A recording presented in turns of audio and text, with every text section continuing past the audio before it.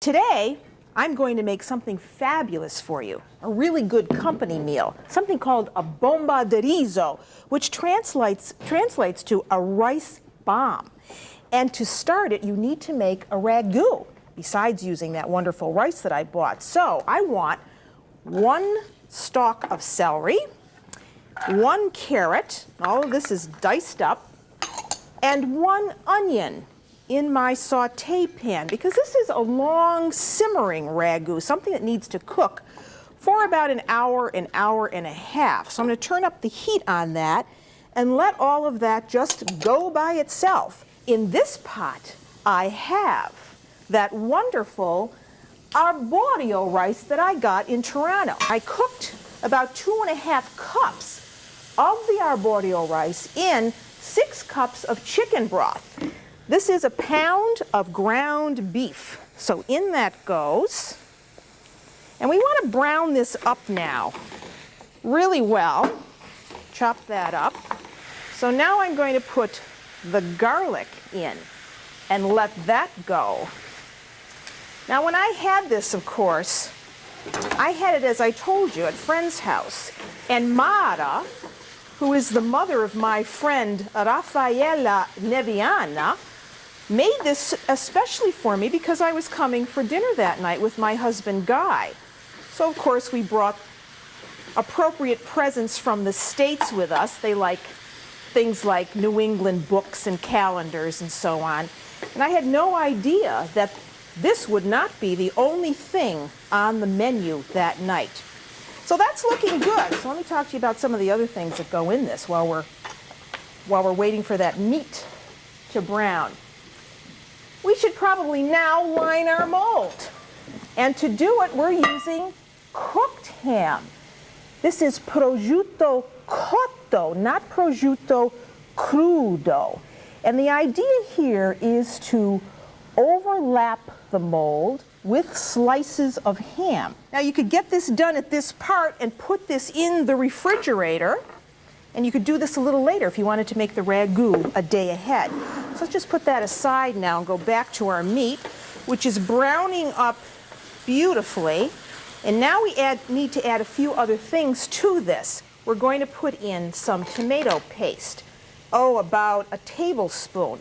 And this is a great way to buy it because then you don't have an open can. You know, if you need just a tablespoon or so, you don't want to have a can of it sitting in the refrigerator. And just mix the tomato paste in with the rest of the tomatoes. And now this goes in to our pot slowly. Doesn't this look good already? And get that in. I want to turn the heat down on this now because we do want this to simmer. And about 10 minutes before this is done, you want to add those mushrooms and a little bit of the porcini liquid. This has to cook so that you have a fairly thick ragu. Now you can start to see what a nice filling meal this is going to be.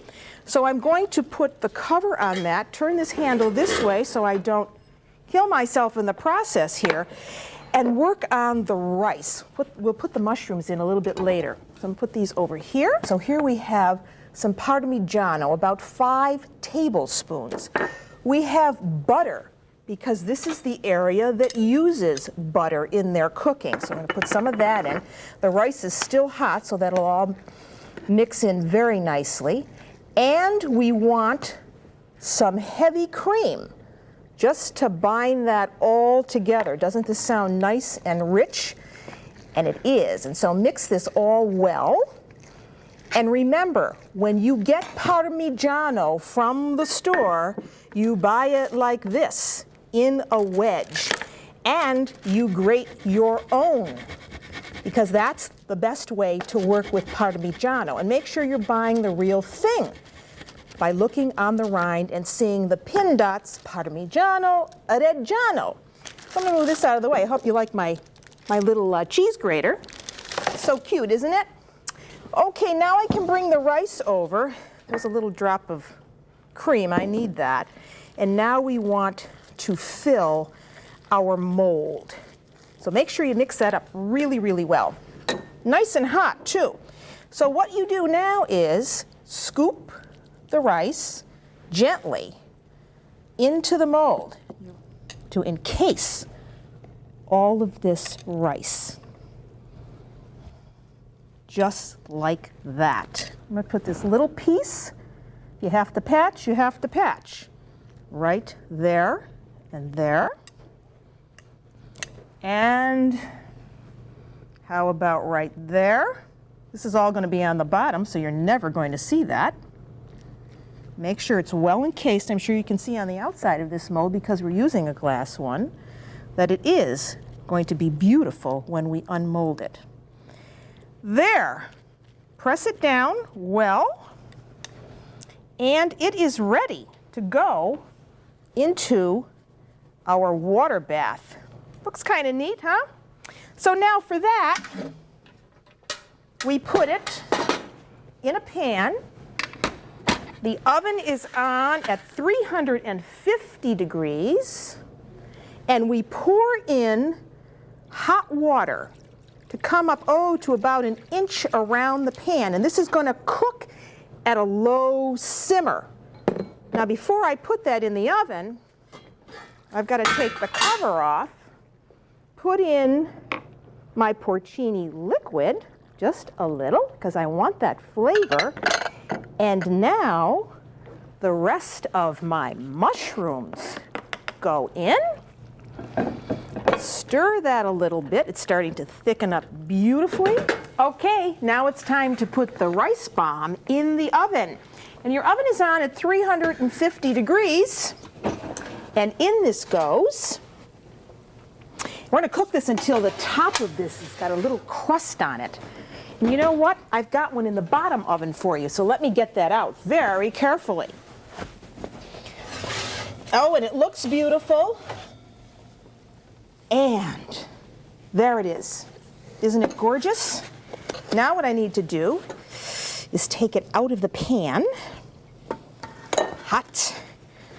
That is kind of hot. Take this off, so we don't need this anymore. And now we need to get out a dish. But before we do that, we've got to go around the outside of the pan and loosen this up, because we want to make sure we can get this out. And if you grease the pan well, it shouldn't be a problem. Then get out a plate big enough to cap over the top. Say a Hail Mary. Flip. And there you have it, a bomba di riso.